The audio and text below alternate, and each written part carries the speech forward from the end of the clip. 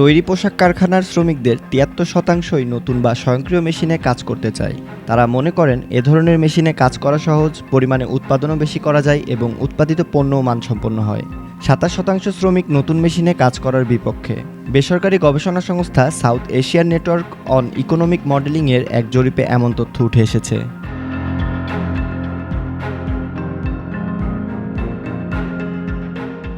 যুক্তরাষ্ট্রভিত্তিক উন্নয়ন সংস্থা মাইক্রোফিন্যান্স অপরচুনিটির সহায়তায় গার্মেন্ট ওয়ার্কার ডায়েরি কর্মসূচির অধীনে জরিপ পরিচালনা করা হয়। ঢাকা শহর, গাজীপুর, নারায়ণগঞ্জ, সাভার ও চট্টগ্রাম শিল্প এলাকার কারখানার শ্রমিকদের ওপর জরিপ পরিচালনা করা হয়। দৈব চয়নের ভিত্তিতে বাছাই করা ১৩০০ শ্রমিককে জরিপের আওতায় নেওয়া হয়। আমার সুতা এবং ডিজাইন এই বিষয়গুলো চলে আসলে আমরা এগুলো কম্পিউটারে ইনপুট করি। এটার জন্য একটা নির্ধারিত সফটওয়্যার আছে।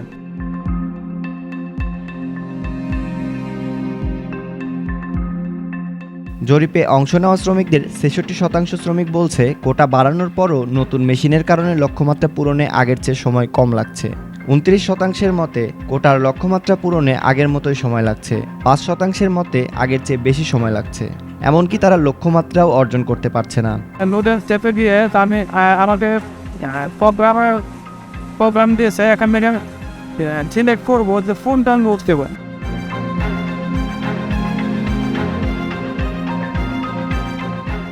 ৩৫% শ্রমিক মনে করেন নতুন মেশিনের কারণে তাদের কাজ আগের চেয়ে সহজ হয়েছে।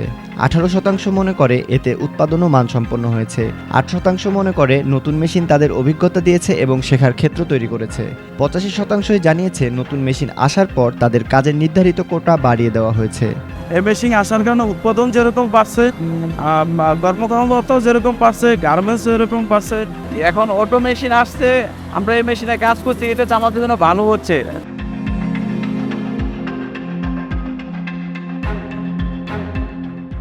শ্রমিকদের ৭১% বলেছে কাজের চাপ এবং উৎপাদন বাড়লেও তাদের মজুরিতে কোনো পরিবর্তন আসেনি।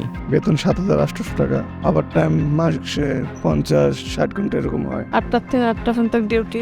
বেতন মানে ২০০ টাকা, ঘর ভাড়া মানে ৫০০ টাকা। আমাদের এটা দিয়ে তো চলা যায় না।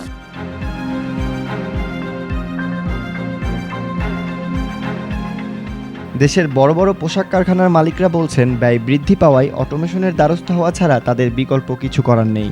নতুন নতুন যে মেশিনগুলো আসছে এগুলো মনে করেন অকল্পনীয়, প্রোডাকশন এত মনে করেন বেড়ে যাবে। আর বাইরের যে রিকোয়ারমেন্ট আছে সেগুলো চলতে হলে আমাদেরকে অটোমেশন ডিভাইসে যেতে হচ্ছে।